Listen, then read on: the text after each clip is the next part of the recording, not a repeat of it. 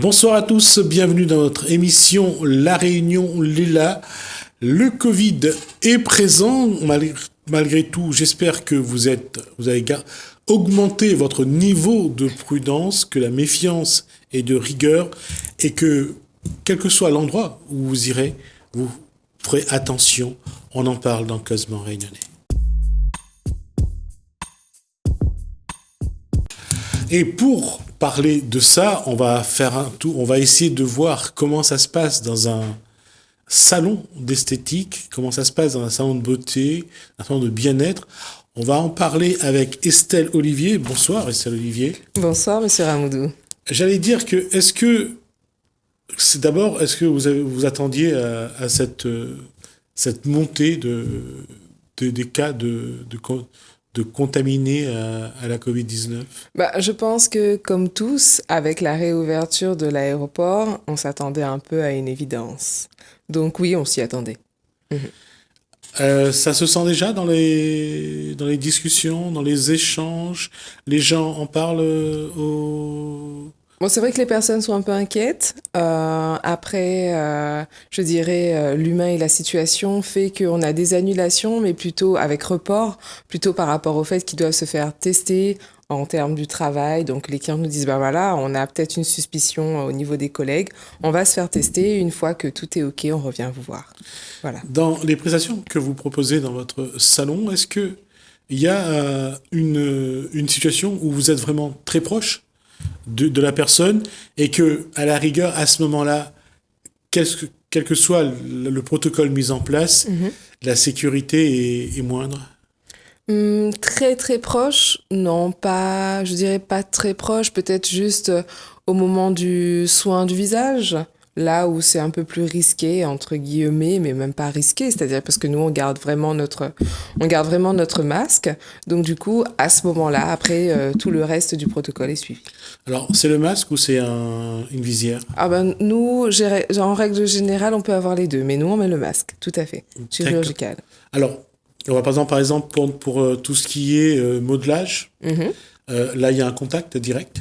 Il y a un contact direct manuel, mais il n'y a pas d'autre contact. Le Covid ne se transmet pas forcément uniquement au toucher. On se désinfecte, on se lave les mains. On invite la cliente à se laver les mains, à se désinfecter les mains également. Donc du coup, là-dessus, il n'y a pas de prise de risque, entre guillemets. Et puis, il faut savoir qu'en esthétique, on est très porté sur l'hygiène. C'est-à-dire que nous, au niveau de Corps à Cœur, on a mis en place déjà un protocole. On suit le protocole national, c'est-à-dire qu'on laisse vraiment les ouvertures de portes, on va chacune porter le masque, on invite, dès qu'on arrive, on se désinfecte les mains, on se lave les mains, on fait le changement de chaussures et d'habits aussi éventuellement. On invite les clientes à se laver les mains et à se désinfecter les mains en arrivant et en partant. Ce qui se passe aussi, donc nous on a mis tout le protocole, je pense un peu comme tout le monde, avec les barrières, les visières, même sur l'espace onglerie, comme vous avez pu le constater. Au niveau des lits, donc on a vraiment tout plastifié pour pouvoir les désinfecter en fait entre chaque cliente. Donc on va vraiment désinfecter avec des désinfectants qu'on a achetés liés justement au protocole professionnel. Quoi d'autre vis-à-vis de ça? Là j'ai décidé depuis la montée justement du Covid, de faire le test à toutes mes esthéticiennes et de tenir informée en fait notre clientèle. Donc ce qui va se passer 2 fois par mois, donc tous les 15 jours, on va peut-être publier les résultats des filles pour vraiment montrer aux clientes notre engagement envers elles, et ça c'est vraiment très important. Alors donc, tester tout le monde dans le personnel, pas dans le salon. Le personnel de Corps à Cœur sera testé, tout à fait. Oui, d'accord. Oui. Pourquoi je vous pose la question? C'est parce que si demain un client arrive et qu'il est porteur du virus, que lui ne sait pas, parce qu'il ne s'est pas fait tester. Il est sain, il n'a pas forcément de symptômes, bien sûr. Et donc, il est ce qu'on dit asymptomatique. Comment faire pour justement vous protéger, vous, et protéger votre personnel? Alors, protégez moi et le personnel. Nous, on a déjà les masques, les désinfectants. On nous dit aujourd'hui, au niveau national, qu'il faut porter le masque, le changer, déjà, en cours de la journée tous les 4 heures, qu'il faut se laver, se désinfecter les mains, aérer. Donc du coup, c'est déjà le protocole que nous, on met en place. Maintenant, demain, s'il s'avère que cette personne a réussi à contaminer une des filles, on va devoir faire le protocole suivant, c'est-à-dire voir qui, dans les 7 jours ou autres, a fréquenté les lieux. On suivra le protocole. C'est logique et pour moi Donc, normal à ce niveau-là. Trouver les cas contacts si jamais il y a... Si jamais, bien sûr, tout à fait. C'est de notre responsabilité, je dirais. On a parlé de ça, mais est-ce que votre personnel est conscient que avec ce travail, il s'expose aussi à une contamination? Bien sûr. Alors les filles sont très très portées là-dessus parce qu'elles savent leur responsabilité en tant qu'esthéticienne. Bon, c'est vrai que moi je leur ai demandé d'éviter les contacts extérieurs parce que ça fait partie de notre responsabilité. C'est en sortie le week-end, d'éviter les contacts familiaux ou même pour la transmission. Donc c'est vrai qu'elles sont un peu peut-être en confinement leur jour de repos et le week-end, mais elles savent, tout comme moi éventuellement. Donc c'est vrai que c'est important, pas forcément aller en boîte de nuit, fréquenter des lieux clos. Donc voilà, après on doit quand même continuer à vivre, c'est sûr et certain. Et là-dessus, j'ai envie de dire aussi à la population réunionnaise, de pas s'inquiéter. C'est une phase qu'on traverse, ça c'est sûr et certain. J'ai entendu que le Covid aussi également est en train de diminuer. On est quand même sur une phase grippale et que les choses vont s'améliorer. Alors justement, cette question-là, je pense que ce sont vos clientes ou vos clients qui vont se la poser, c'est quels sont les risques aujourd'hui qui peuvent encore exister malgré tous vos efforts dans la contamination? Est-ce qu'ils peuvent encore s'exposer à quelque chose à l'intérieur, bien sûr, du salon? Je pourrais pas dire que le risque est à 0, non, c'est sûr, mais je veux dire que on suit le protocole à 98%, il y a 2% de chance pour qu'il y ait un risque de contamination. Après, on n'est pas à l'abri de tout, hein, c'est sûr et certain. Aujourd'hui, les clients, quand ils viennent, ils s'expriment là-dessus, ils vous posent des questions ou pas sur vos méthodes de... C'est vrai que les clientes ne nous ont pas posé de questions dans le sens où elles ont vu qu'on suivait vraiment le protocole. Madame, on va vous inviter justement à vous laver, vous désinfecter les mains avant même qu'elles s'assoient. Donc du coup, je pense qu'elles sont rassurées. Elles voient la désinfection, donc nous on le fait devant elles, on n'attend pas forcément que le client voit pour rassurer le client. Après, en termes d'outillage, ça fait partie de notre nature au niveau esthétique. On est très porté sur l'hygiène, donc on est toujours en train de désinfecter notre matériel avec de l'alcool à 90. On est toujours en train de laver, c'est-à-dire si on a fait un massage et que la cliente était en contact avec la serviette, on lave les serviettes à plus de 60 degrés, voire même du 90 degrés. On a une lavande séchante sur place. La serviette, elle est séchée automatiquement, donc on le fait après chaque passage de chaque clientèle.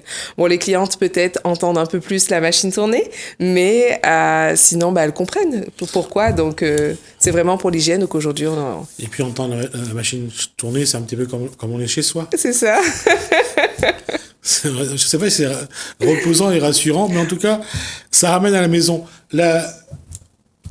Comment peut évoluer ces protocoles? Comment faire mieux demain, si c'est possible encore? Après, c'est vrai que je ne suis pas présidente de la République encore, ni Macron a trouvé des solutions. Après, pour mieux faire, je dirais que ça aurait été d'ouvrir un institut ouvert, extérieur. Dans le contexte actuel, je voulais dire. C'est-à-dire qu'aujourd'hui, est-ce que votre salon peut aller plus loin dans la mise en place de protocoles, dans la mise en place de précautions, justement, pour que l'individu se sente totalement rassuré? Après, c'est vrai que nous, on est allé plus loin. À la possession, on a investi dans une machine purificateur d'air, donc qu'on fait 1 à 2 fois par semaine. On jongle entre le tampon et la possession, avec des huiles essentielles et qui permet vraiment d'assainir la pièce. Donc nous, c'est vraiment ce qu'on a préconisé dès le début et c'est vraiment ce qu'on fait à ce niveau-là. Donc on laisse tourner à peu près 1 à 3 heures de temps dans l'institut même. Donc ça peut être intéressant parce que j'ai essayé d'anticiper justement comment faire pour éviter tout le système justement de transmission. Après, plus loin, là de suite... Voilà, c'est vrai qu'on se fait pas la bise, on évite le contact, on se lave les mains, on se désinfecte les mains. Plus loin, je n'aurais pas d'autre idée. Pour le moment, en tout cas. Ça, sur cette démarche-là, dans ce que vous venez de dire, c'est que là, c'est plus l'appréhension du client qu'il faut gérer.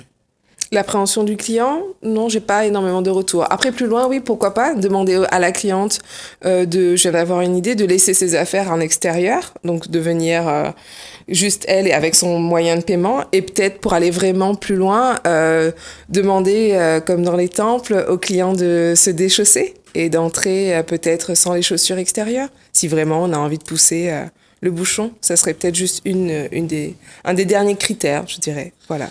Comment cette... Mais dans ce cas-là, tout le monde devrait aller au travail sans chaussures, hein, partout. C'est une proposition faite par Estelle Olivier. Si vous voulez aller travailler pieds nus, pourquoi pas. Ma question, c'est comment ce virus, cette contamination, comment ça influe aujourd'hui sur votre vision de votre métier? Comment ça apporte une évolution, justement, dans ce que vous faites aujourd'hui? Ah, très belle question. Alors, c'est vrai que nous, ça nous a fait réfléchir justement sur les systèmes, je dirais, multimédia, c'est-à-dire passer l'information autrement, déjà à travers de l'audiovisuel, plutôt qu'un contact direct. On va mettre en place un système de e-commerce également avec... un moyen aussi de conseiller la clientèle, mais à travers l'image, que ce soit les réseaux sociaux ou autres, en faisant des mini-vidéos et qui permettraient justement de quand même tenir informé ou de faire des mini-formations à notre clientèle. Voilà, en termes d'aide. Donc le e-commerce, d'un côté, est communiqué aujourd'hui de manière différente mais efficace. Cette perception-là, c'est la nouveauté que vous vous êtes retrouvé dedans finalement parce qu'il y a eu ce contexte. C'est vrai qu'on y pensait avant et le contexte a fait que ça a accéléré le besoin, je dirais. Ça a accéléré, ça nous a permis de se dire, on a un concept qui fait qu'aujourd'hui, ça devient une priorité. Donc autant le mettre en avant dès maintenant. Et c'est vrai qu'on a mis les moyens en place pour pouvoir le faire. Tout à fait. Aujourd'hui, ce métier qu'est l'esthétique, la beauté, la beauté de l'être, c'est quelque chose qui est amené à évoluer d'une façon ou d'une autre, et qu'aujourd'hui, le hasard ou une coïncidence, je ne sais pas, fait que cette contamination va accélérer un petit peu les choses. L'esthétique évolue tout le temps, perpétuellement. C'est pour ça que souvent, je la compare à l'informatique. Il y a toujours des nouveautés, toujours être à l'affût.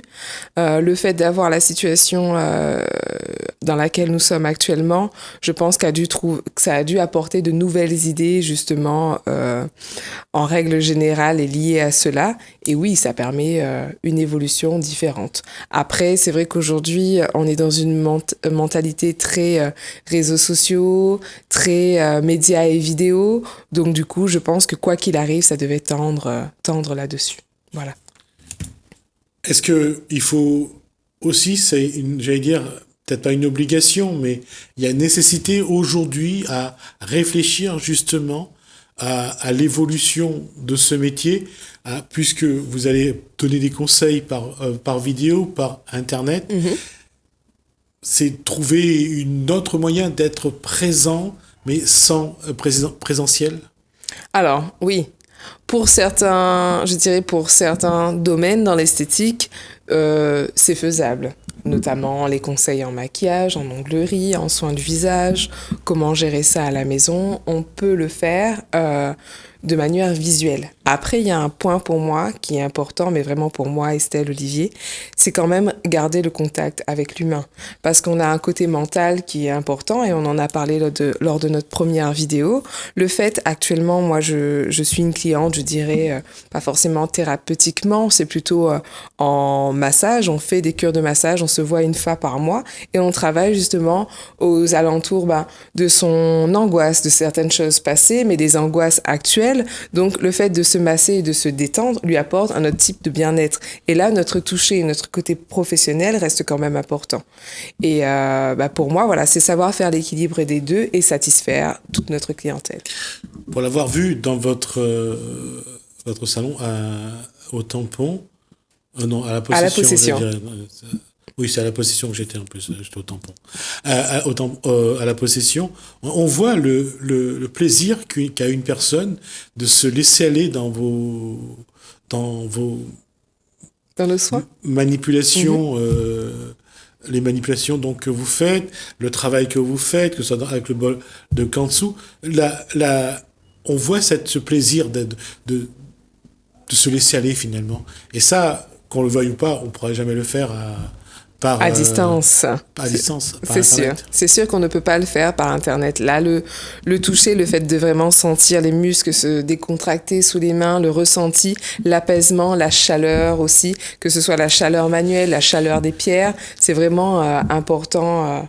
Voilà, que la personne ait du ressenti. Après, on pourrait le travailler, moi qui côtoie une grande thérapeute, on pourrait le travailler à distance, mais une fois que la personne l'ait vécu. C'est important de retravailler après sur les souvenirs, mais pour moi, ça reste quand même totalement différent. Et une grande thérapeute, et c'est pour ça que la musique qui amène cet abandon de la personne, montre que quand vous êtes dans ce moment précis où vous laissez aller le corps et l'esprit, j'allais dire, vous transportez de manière assez forte. Et on le voit, les personnes, pour certains s'endorment même.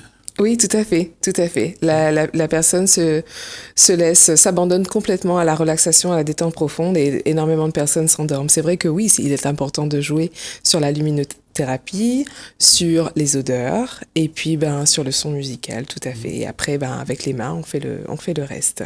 C'est ça.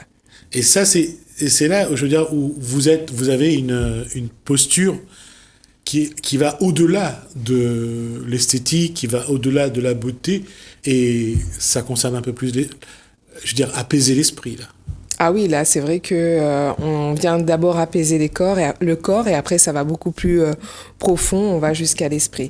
C'est sûr que, en s'installant, ce qui est important, en tout cas, pour la praticienne, c'est vraiment de tout libérer. C'est-à-dire qu'une fois qu'on est dans la cabine, on va vraiment faire une communion, je dirais, avec l'esprit de la personne. C'est ce qui nous permet vraiment de mieux ressentir et de comprendre ce qu'elle vit et d'apaiser ses tensions. Voilà. Et c'est ce qui amène je vais boucler la boucle là-dessus, ce qui amène que vous avez un devoir, je dirais, de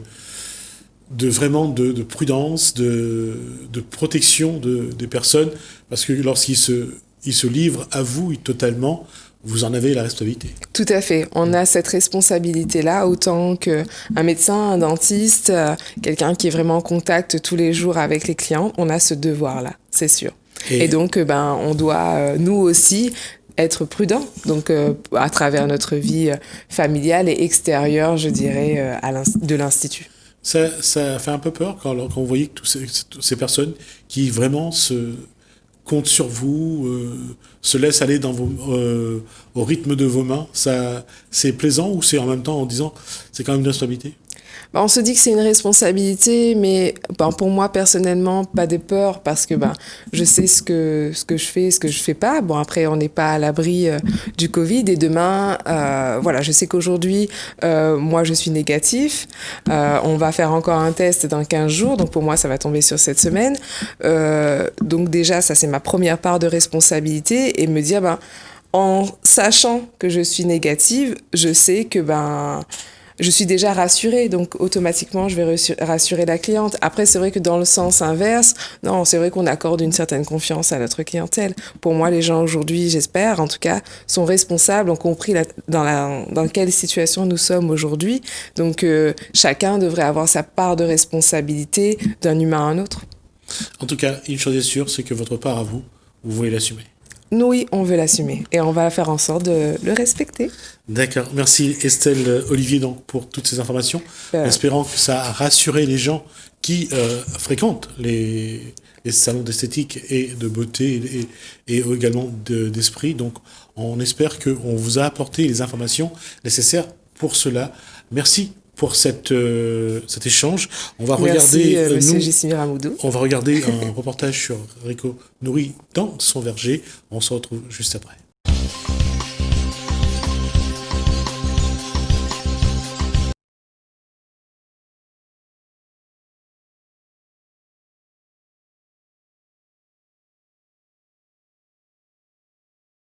Moi, banal, dis-moi ça. Si les affaires est bon, il donne bien. Et vraiment, avec un bon fumier et un autres terres, il faut redevenir un peu, on va dire, cultivable. Le gros problème aujourd'hui, il n'est plus cultivable. Pourquoi? Depuis le début, il n'y a plus d'herbe, c'est désherbant dessus. Le 2-3 vers terre, quand ils mettent des herbants, il court rien, il reste pas là, donc il est normal après les autres terres, puis bon. Moi, j'ai essayé de reconstituer dans mon verger, elle était comme ça depuis 40 ans.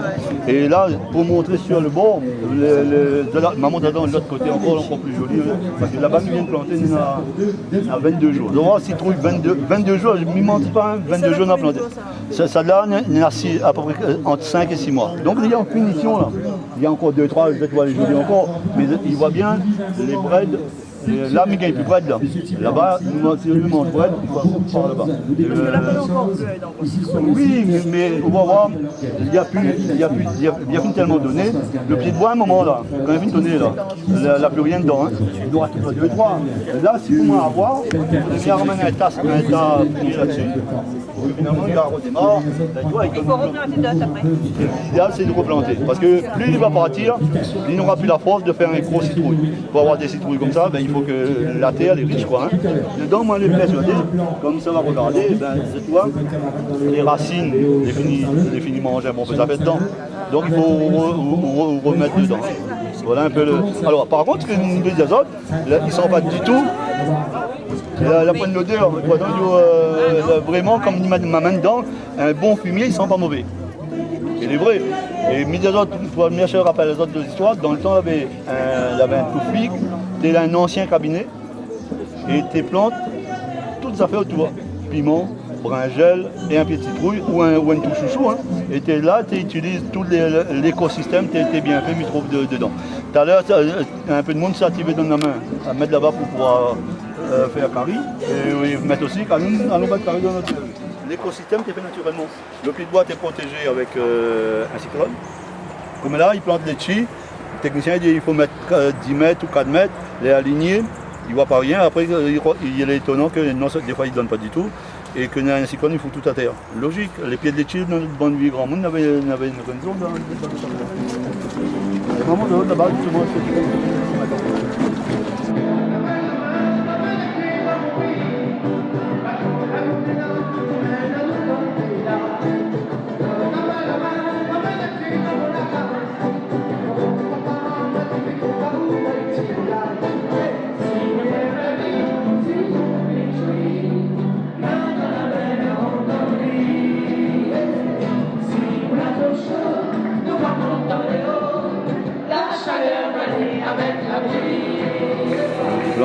là, c'est vraiment avoir le papier pour gagner installation, mais là, pas apprendre moins grand chose d'autre. Hein.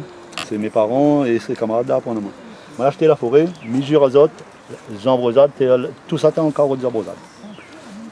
Moi, un collègue à côté, il a acheté un petit bout, il a continué à vivre de son métier, il a planté à la manière que l'IAFA, il t'appelle, les techniciens l'a dit. Le même verger, il a planté en même temps. Il a pris les mêmes plants, la même chose à l'IAFA. Aujourd'hui, c'est donc dans le verger, on a 42 ans. On montre la qualité des fruits. Les arbres, intérieurement, il faut tailler les arbres. Moins sur des arbres, tu vois, la finale, la hauteur de bon pied de jambrosade. Il faut grimper dessus, évidemment. Il faut souvent un objet attaché à nous pour nous faire. Hein. Nos arbres restent, on va dire, sains. Mon camarade, malheureusement, il dit Marico, à cause de votre. Alors, tout le temps, il me dit mais moi, je ne mets pas de fumier, je ne mets pas des herbants, je ne traite pas, je ne fais pas une merde. Il ne croit pas, moi, au départ. Hein. Moi, je suis content, on est là pour depuis 4 ans. Maintenant, moi, je suis content parce qu'il désherbe plus. Mais le problème, ces arbres, en attendant, une grande partie des arbres, la mort. Parce que finalement, la durée de vie, si, comme dit Bonnard, vous ne laisse pas la nature faire, alors, mettez quand même moins de fruits, finalement.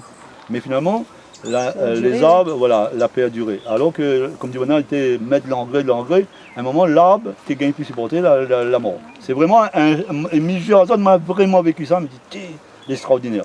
Moi, j'ai vu tout de suite la qualité de terrain, mais mon bon cheval, il mange tous les herbes, tu vois là, tous les mamans dedans, il vient couper à la main, moi, je travaille rien qu'à ma machine, ma merde, moi, mais tout il serpette, l'équipe de mon travailleur avec moi, ni prend serpette, ni vient couper. Mon talent n'a pas les autres l'ombris qu'on passe là. Mon fumier que nous gagnons pour faire avec le verre, c'est les herbes qui sont à terre là.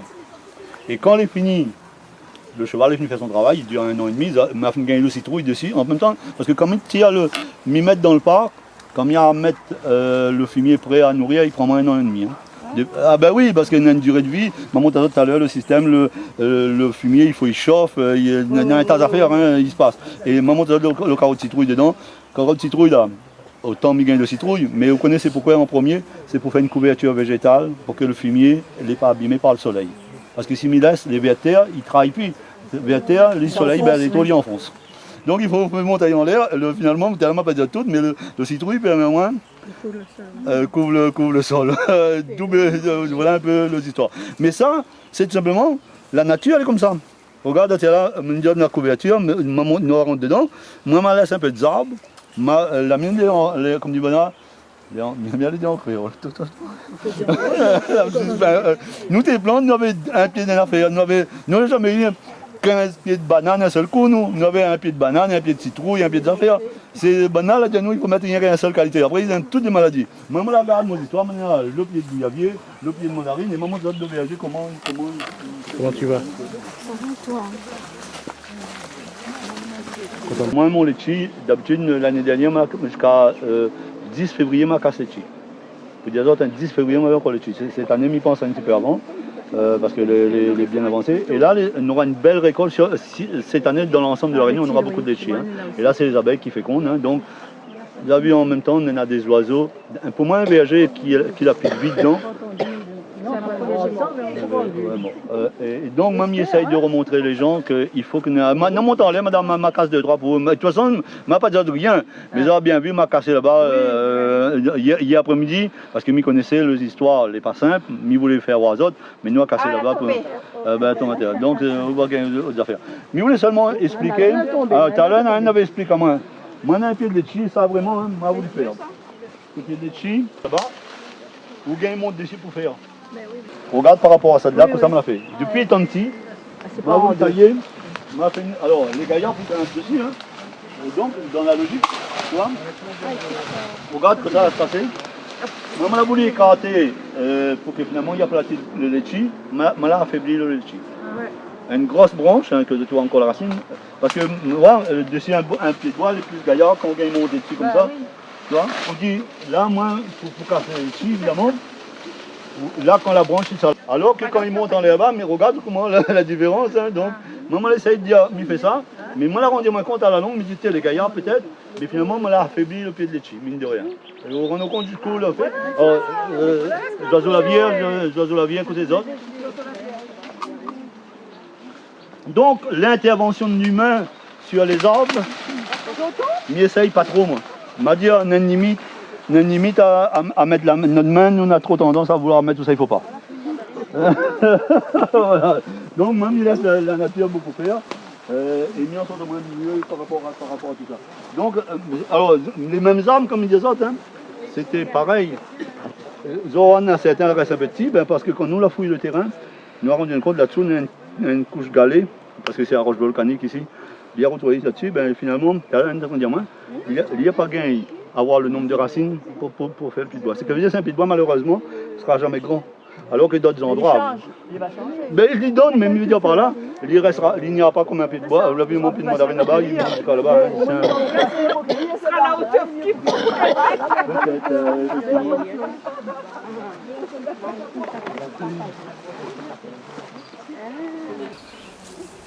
Que ce soit les oiseaux, les abeilles, des papillons, monénates, et là. Pour moi, c'est la vie d'un berger, c'est ça. Un berger, il apprend les propres, tout ça. Pour moi, moi personnellement, hein, je considère que ce n'est pas un berger. Donc, il montre aux gens, là, il faut y amener de sac. Il faut, nous, quand on casse les chis, l'auto là-bas, un 4x4, des fois, il gagne, mais bien le camion, il reste sur le bord. Il n'y a rien, ni porte. Ce que veut dire, m'expliquer aussi la valeur du travail que nous avons. Nous oublie souvent que pour que le fruit arrive dans le magasin là-bas, on a travail. Un peu tout le temps moins cher, une limite moins cher. Évidemment, comme il dit, nous va goûter même où ça est là-dessus, par là-bas. Il faut l'équitable, il veut dire par là, tu vois. Mais, voilà. Mais quand on voit les kilos de mandarine, il est à 1 euro les vendus, il me dit soit le bouc ne peut pas commander des brouillades, Mais voilà. Et d'ailleurs, regarde le mandarin, il a le produit bleu dessus, il a toute qualité. La pluie de clou, un peu, dis-moi. Carrément, hein, mais j'ai azote, là, c'est même pas mon voyager, là, hein, c'est une vraie réalité. Ben là, quand il goûte mon mandarin, il dit, qu'on soit la mettre dedans. On a l'impression que c'est même à mettre dessus comme mon mandarin.